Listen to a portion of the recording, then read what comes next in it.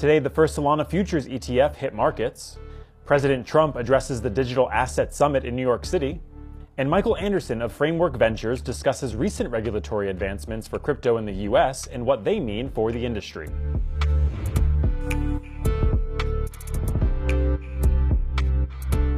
Welcome to CNBC's Crypto World. I'm Brandon Gomez. Major cryptocurrencies heading lower this morning after the Federal Reserve kept interest rates unchanged on Wednesday, while indicating that reductions are likely in store for later in the year. As of noon Eastern, Bitcoin remained pretty much flat, trading above $84,600. That's after breaking through the $86,000 level this morning. Solana dropped more than 2.5% as the first Solana futures ETF hit markets today. The new ETF, launched by Volatility Shares, comes as issuers await SEC decisions on spot Solana ETFs. Meanwhile, the XRP token fell more than 4.5% the day after the company's CEO, Brad Garlinghouse, announced the SEC is dropping its case against the company after more than 4 years. Immediately following the announcement, XRP soared with the token climbing 14% as of noon yesterday.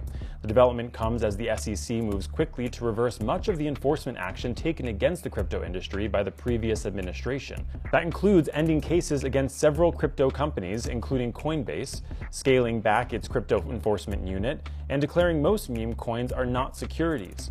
Tomorrow, the newly formed SEC Crypto Task Force will kick off a roundtable series. The first one will focus on defining the security status of digital assets.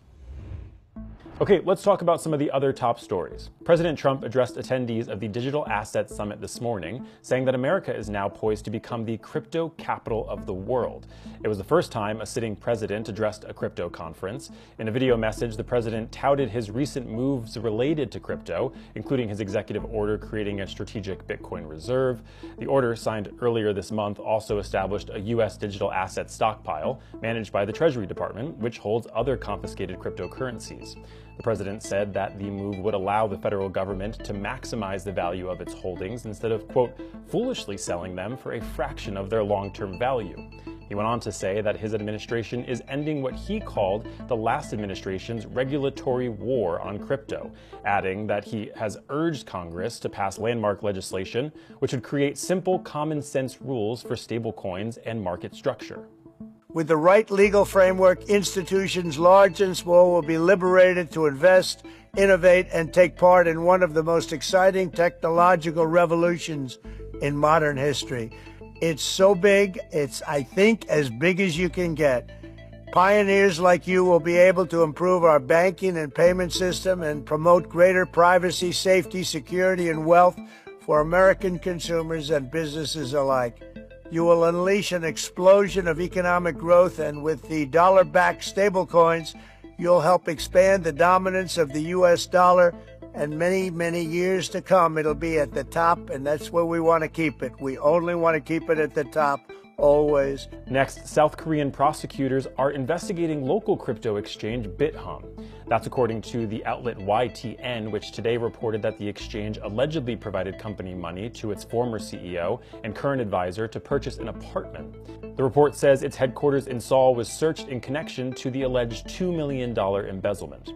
We reached out to BitHum but didn't hear back right away. However, according to a different local news outlet, a BitHum representative confirmed some of the allegations and said that the former CEO returned all the money he had borrowed. Last, a new survey reveals institutional investors are increasingly bullish on crypto, with the vast majority planning to amp up allocations in 2025. This research out this week from Coinbase and EY Parthenon found that 83% of the 352 firms surveyed plan to increase their exposure to crypto this year. The survey found that increased investor interest is partly driven by the belief that more regulatory clarity will be the catalyst that unlocks a new wave of opportunities in the space, especially as it pertains to custody. On the flip side, the currently vague regulatory landscape is considered one of the main challenges facing the industry. A significant majority of surveyed investors said they plan to allocate more than 5% of their assets under management to crypto this year. The global survey was conducted in January and notes that nearly 3/4 of firms already hold cryptocurrencies other than Bitcoin and Ether, with XRP and Solana being the most popular. All right, turning to crypto venture capital for our main story, Crypto World's Tanea McKeel sat down with Michael Anderson, the co-founder of Framework Ventures, while he was in New York City for the Digital Asset Summit to discuss what his firm is currently paying attention to. He also weighed in on recent regulatory advancements for digital assets in the U.S. You are in town for the Digital Asset Conference. What brings you to the event and how's it going so far? Well, thanks for having me. Yeah, we've attended a couple of DASs before. I think this is the first one that we've been to that's in New York. Very excited to have it back in the US. I think last year it was in London. Yeah, we're excited to see the institutional support. I think that's kind of the narrative of what we're seeing the most from this event. And all the institutions are here, they're making announcements, and we're excited to see it. And we're not even halfway through the event at the time of this interview, but what is the vibe that you're feeling so far? Because we are kind of in this funny place in the market where we have all these regulatory tailwinds, a lot of positive stuff to look forward to, but when you look at the prices, and I know that does not matter depending on who you ask, but we are in kind of an awkward place where it's headwinds versus macro tailwinds. What's the vibe like from what you can see? Yeah, I think the best description that we've come up with is it's kind of a tale of two cities going on right now. You've got all the positive movements on the regulatory and policy front. I think some of the regulators are announcing even today, the dropping of previous cases or dismissing of cases. You've got the policies front really moving forward. There's the Genius Act, which is working its way through the Senate right now, which is the stablecoin market structure bill. And yeah, the market itself seems to be in a different place. Positive sentiment on everything that I consider to be substantive, but it's tough to see the markets this way. And if it was any other market, I think it would be positive reactions with all the stuff going on underneath. Let me double click on the Genius Act because I think we're both really into stablecoins right now. What do you make of kind of the state of that legislation right now? I've been talking to a lot of people about it, and there are some parties that have their criticisms of it. And I think we're also in this place where we're so new still in this new regulatory environment that for many people, it's like, let's just get something passed and we can deal with it later. Anything we get passed is positive for the space. What are your feelings toward the legislation? Yes, there's a couple of thoughts there. I think broadly speaking, what the industry is looking for is market structure. Being able to have, whether it's market structure for the stablecoins, which is the Genius Act, or hopefully something that's upcoming, which would be market structure for basically all other assets within crypto. But what the Genius Act I think is great is providing kind of I would say a middle of the fairway approach to how it does regulation. It provides a framework for how you can be a U.S. issuer or interact with U.S. issued stablecoins. But it also doesn't, it basically says if you're not based in the U.S., there's other frameworks that exist. There's MiCA in the EU and potentially others that come up eventually. And it isn't going to say everybody else has to abide by our rules as well. And I think that this is the benefit of the way that it's structured to say, if we recognize those other frameworks that exist in other jurisdictions, we're going to be able to also interact with those stablecoins as well. The truth of the matter is most of the issuers of stablecoins actually exist outside the US. There's about 220 billion of stablecoins.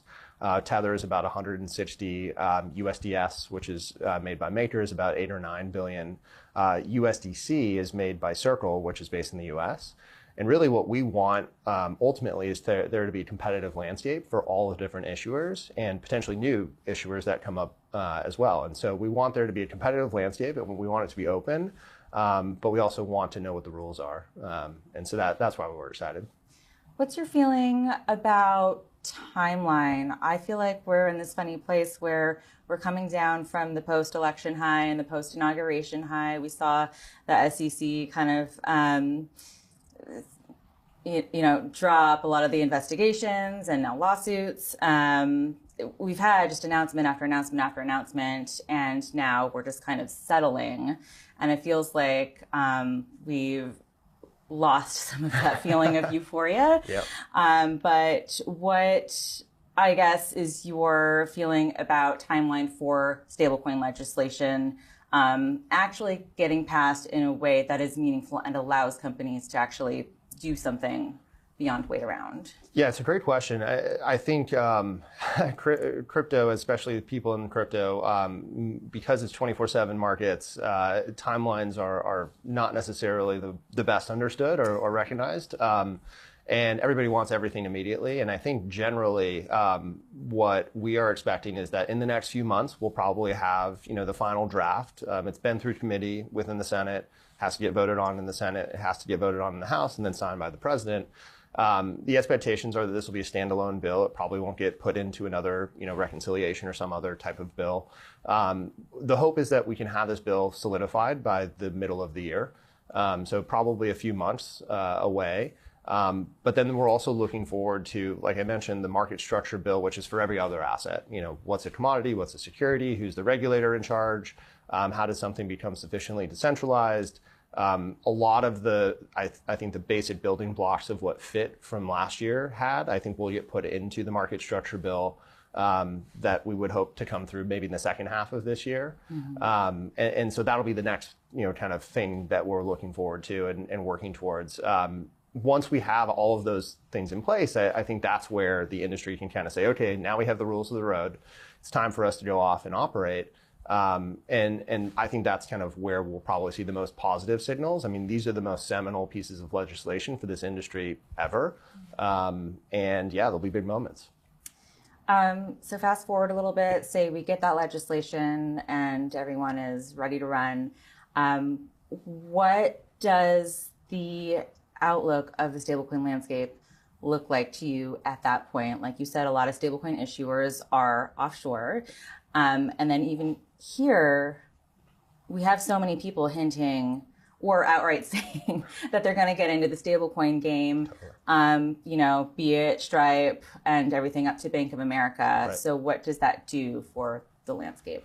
Yeah, well, so Stripe bought Bridge last year. I think that was kind of a recognition. It was $1 billion acquisition. I think it was recognition of them seeing this as a strategic opportunity for them to get into the stablecoin business this year. I think the more regulated institutions, Stripe's not a publicly traded company yet, more regulated institutions like Bank of America, they need to know what these rules are for them to operate. And so I think that's the gating item for them to launch, Bank of America coin or maybe JP Morgan coin.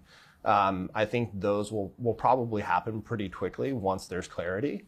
And from there, I think, we're probably going to see more companies make announcements that you wouldn't necessarily see. I think when we think about stablecoins as a new business model, you can take a lot of the financial service infrastructure or companies that are building financial services, replace them with stablecoins and kind of do it in a better way.